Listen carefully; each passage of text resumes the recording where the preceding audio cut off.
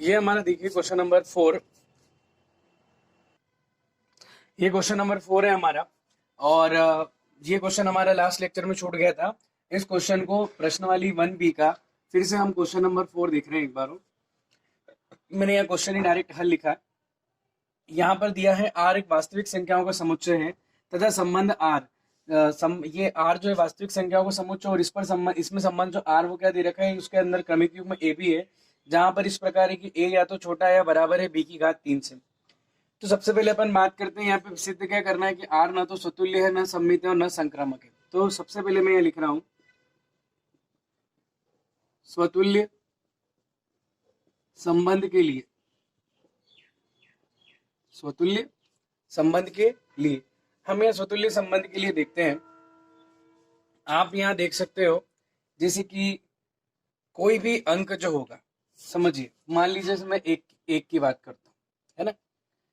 एक एक, क्योंकि स्वतुल्य में क्या होता है, समान अंकों के जो क्रमित युग्म आते हैं, एक एक ले लीजिए, दो दो ले लीजिए, तीन तीन ले लीजिए, है ना, चार चार, ठीक है। ये हम क्या कर लेते हैं, ये ले लेते हैं, ठीक। तो इसमें मैं आपको यहाँ पे बताने जा रहा हूँ कि मैंने जब ये लिया, ये सारे इस प्रकार से लिए, तो ये पहला हो गया, दूसरा हो गया, तो पहला छोटा या बराबर दूसरे की घात 3 संबंध से देखना पड़ेगा। तो यहाँ आ जाएगा कि एक छोटा या बराबर होता है एक के, यानी कि वास्तविकता में हमें ये पता चल रहा है कि एक छोटा या बराबर होता है एक के। दूसरा हम देखते हैं दो छोटा बराबर होता है 2 की घात 3 से, यानी हो गया दो छोटा या बराबर है 2 की घात 3 8 से। कथन सत्य है क्योंकि दो छोटा होता है 8 से। तीन छोटा बराबर है 3 की घात 3 से, तीन तिया 9 तिया 27, तीन छोटा बराबर होता है 27 से। चार चार छोटा बराबर है 4 की घात 3 से, इसका मतलब ये हो गया चार छोटा बराबर है 4 चौक 16 चौक कितना आ गया 64। ये मतलब और आगे भी इस प्रकार से क्रमिक युग्म में लेंगे तो सारे कथन सत्य होते जा रहे हैं। तो इसका मतलब ये भी ये भी ये भी और ये भी, और इस प्रकार से आगे जो भी बनेंगे 5 5 6 6 सारे के सारे कहाँ जाएंगे, आर में जाएंगे। लेकिन आर क्या है, एक वास्तविक ऊपर वाला जो है वो वास्तविक संख्याओं का समुच्चय। क्या उसने अगर ये लिखा है कि न तो स्वतुल्य, इसका मतलब कोई ना कोई ऐसा क्रमिक युग्म समान अंकों का जरूर होगा जहां पर ये संबंध जो होगा क्या हो जाएगा, अपना गलत हो जाएगा, यानी कि वो उस संबंध का पालन नहीं करेगा। फिर हम बात करते हैं यहाँ पे ऐसा कौन सा अंक है। अब हम देखते हैं यहाँ पे एक, और मैंने ले लिया यहाँ पे -1। मैंने आपको जो इसके पहले लेक्चर में बताया था 1/2 1/2 से बताया था, बहुत सरल था। मैंने लिया एक और -1, तो यहाँ पर ये दोनों हो गए अलग। लेकिन जैसे मान लीजिए -1 है ना, तो इसकी बात करते हैं तो माइनस, यहाँ अगर मैं लिखूं, दोनों को माइनस ले लिया अपन ने क्योंकि दोनों समान अंक होने चाहिए। तो -1 छोटा या बराबर -1 की घात कितनी हो जाती है, 3 हो जाती है, ठीक है। अब यहाँ पर बात क्या आ रही है कि जब हम -1 की घात 3 लिखेंगे तो -1 छोटा बराबर -1 की घात 3 माइनस, या तो छोटा होगा बराबर, लेकिन या फिर ये दोनों बराबर होगा। फिर हम अगर मान लीजिए -2 ले लेते हैं, है ना, ये कर लेते हैं, क्या हो जाएगा। यहाँ आप देखिए कि -2 छोटा या बराबर है -2 की घात किससे, 3 से। तो यहाँ अगर जिसे आप देखोगे तो -2 हो गया, ये तो कथन सत्य हो गया, लेकिन -2 छोटा बराबर है और -2 की घात कितनी है, 3, तो कितना हो जाएगा, माइनस कितना हो जाएगा आपका 8 हो जाएगा। अब अगर आप यहाँ देखोगे तो आपको ये पता चलेगा कि -2 जो है, समझ में आ रही बात आपको, -2 जो है वो -8 से क्या होता है, छोटा नहीं होता है। समझ में आ रही बात, -2 हमेशा -8 से क्या होगा, बड़ा होगा। आपने संख्या रेखा पढ़ रखी है, तो -2 यहाँ और -8 इधर होता है, नहीं और छोटा है, तो एक तो ये कथन गलत हो गया और दो नहीं बराबर है, ठीक है। तो अपन यहाँ क्या लिख सकते हैं, ध्यान दीजिएगा इधर, चूंकि चूंकि -2 चूंकि -2 छोटा या बराबर नहीं होता -2 की घात 3 के, -2 छोटा या बराबर नहीं होता -2 की घात 3 से, क्योंकि मैंने आपको वहां एक्सप्लेनेशन दे दिया है कि -2 छोटा या बराबर है -8 से, लेकिन ये कथन क्या है, गलत है, क्योंकि -2 बड़ा होता है -8 से और बराबर तो होता ही नहीं। तो इसलिए क्या लिखेंगे अपन कि इसलिए यहाँ पर, इसलिए क्या आ जाएगा, इसलिए क्रमिक युग्म -2 does not belongs to R, एक भी बता दोगे तो काम चल जाएगा। इसलिए आर स्वतुल्य संबंध नहीं है। यानी अगर उसने कह रखा नहीं है तो कोई ना कोई क्रमित युग्म तो समान अंकों का इस प्रकार अवश्य होगा जहां पर आपका ये संबंध जो है स्वतुल्य या सममित नहीं है। ठीक है, दूसरा हम बात कर लेते हैं यहाँ पे।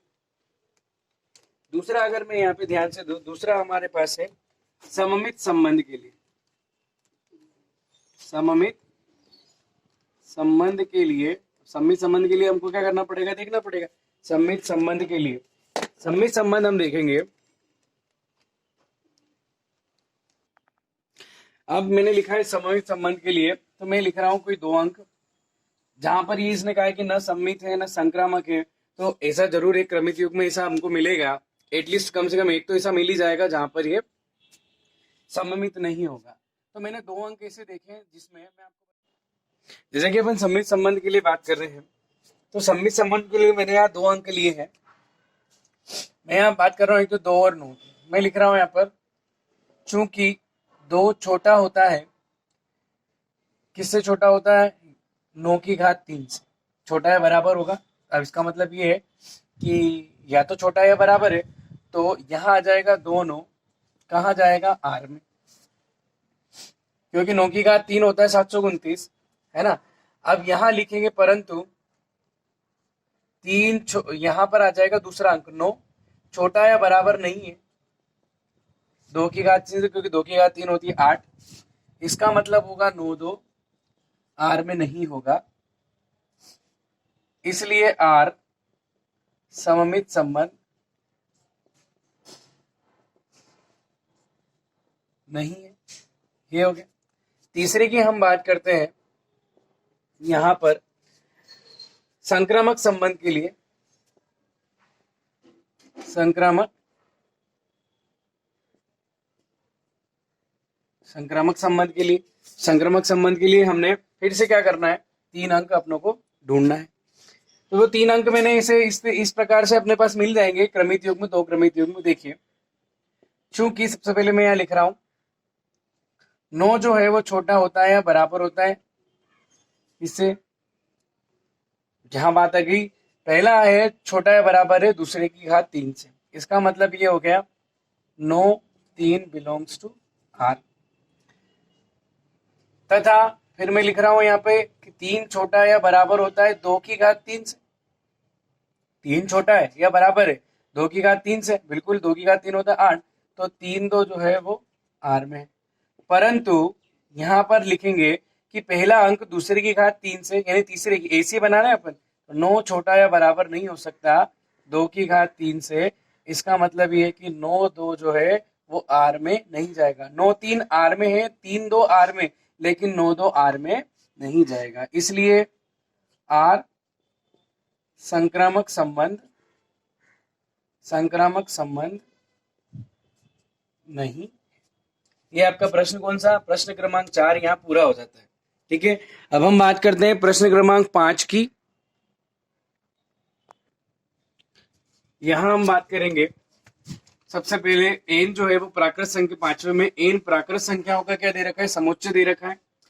तथा इसमें संबंध आर इस प्रकार है कि छोटा है, इसमें दिया हुआ है कि छोटा है संबंध है, मतलब कि इसमें पहला ए जो है वो बी से छोटा है, लेकिन उसमें लिख रखा है संबंध केवल छोटा है, इस प्रकार से। और सिद्ध करना है कि आर संक्रामक है। अब अपन डायरेक्ट संक्रामक की बात कर लेते हैं। यहां लिखते हैं संक्रामक संबंध के लिए माना कि ए बी क्रमित युग्म आर में है।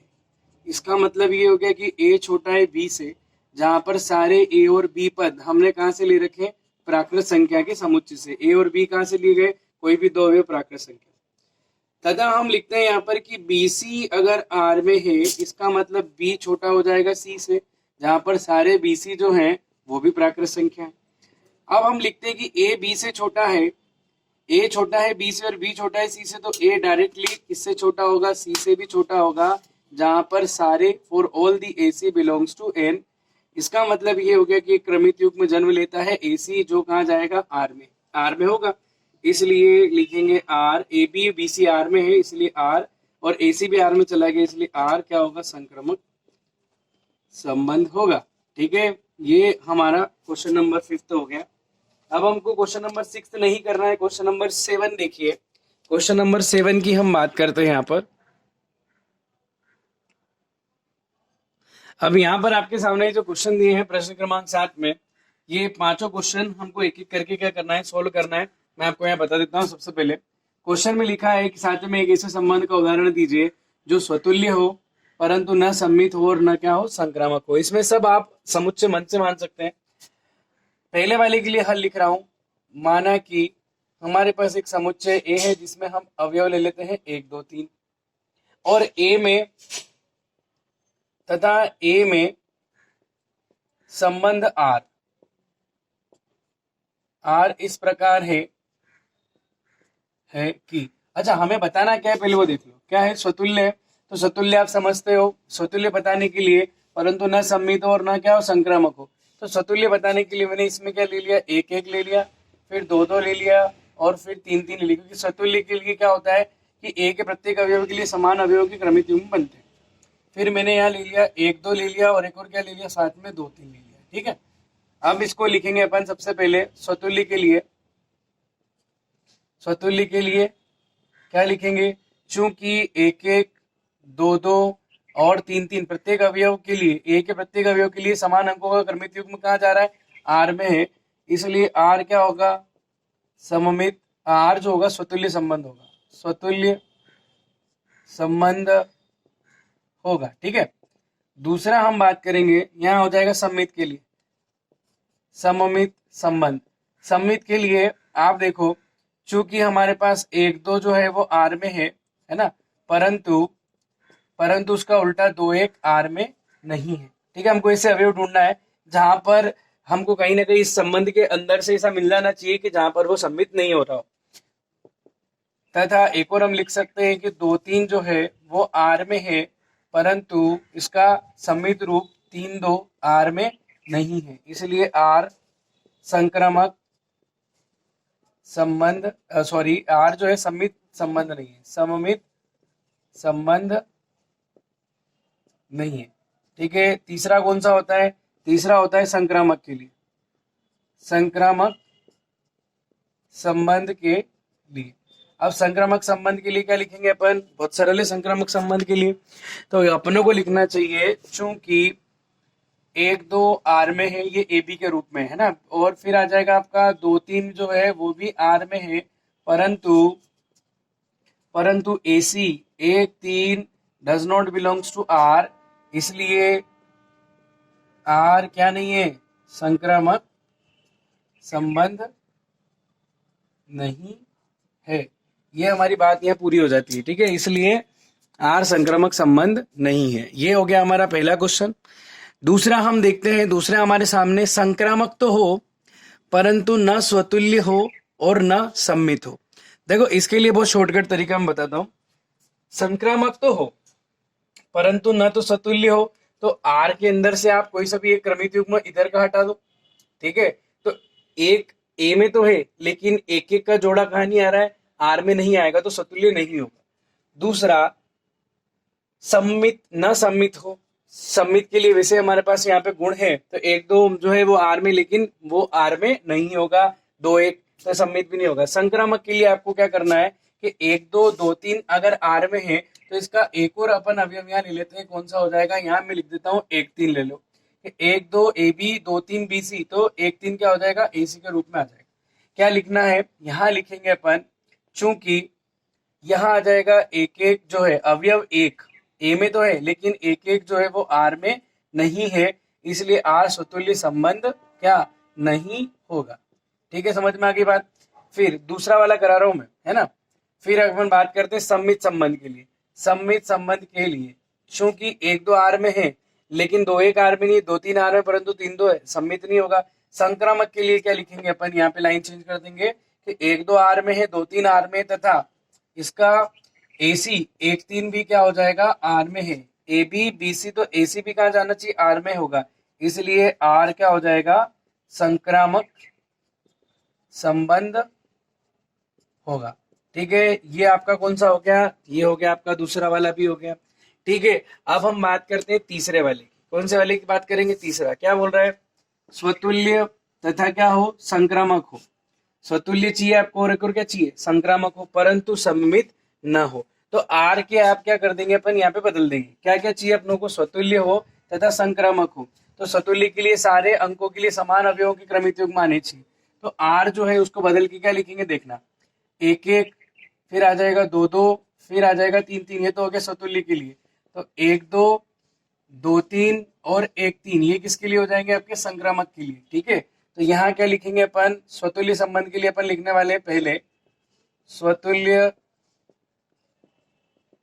संबंध के लिए क्या हो जाएगा, चूंकि एक एक, दो दो और आ जाएगा तीन तीन जो है वो इन सभी अवयवों के क्रमिक युग्म का आर में, इसलिए आर क्या होगा, स्वतुल्य संबंध होगा। आर स्वतुल्य संबंध होगा। दूसरा, मैं यहाँ पे आपको कौन सा क्वेश्चन कर रहा हूँ, तीसरा क्वेश्चन करवा रहा हूँ। ठीक है, सम्मित संबंध के लिए, तीसरे वाले के सम्मित संबंध के लिए, तो सम्मित नहीं होना चाहिए। तो ये वैसे भी सम्मित नहीं है। संक्रामक के लिए, तो संक्रामक हो तो संक्रामक के लिए अपन ने अवयव ले रखे थे, तो एक दो आर में है, दो तीन आर में है तथा एक तीन आर में है, इसलिए आर क्या हो जाएगा, संक्रामक संबंध होगा। ठीक है, तो ये हो गया आपका तीसरा। अब हम चलते हैं चौथे पर। मैं यहाँ चौथा लिख देता हूँ, ये आपको ऐसे कैसे सबके लिए अलग अलग लिखना है। स्वतुल्य तथा सम्मित हो, क्या बोला उसने, स्वतुल्य हो तथा सम्मित हो परंतु संक्रामक नहीं हो।